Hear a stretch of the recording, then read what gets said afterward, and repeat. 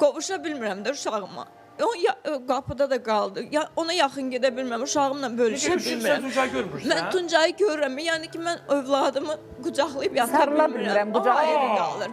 Bu məhkəmə qərarıdır. Yox, elə məhkəmə qərarı olur. Mənim adımdadır. Sadəcə o evdə yaşayır da.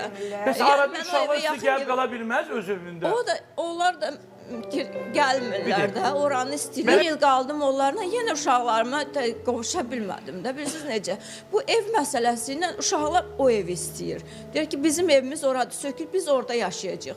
Əziyyət də mən çəkirəm, mən bilmirəm uşağım, məsələn, Mətanət qızım da çox əziyyət çəkir. O gün, yəni ki, o evdə görəm gecə ağlayır, gəl məni apar. Belə bir şeylər olur.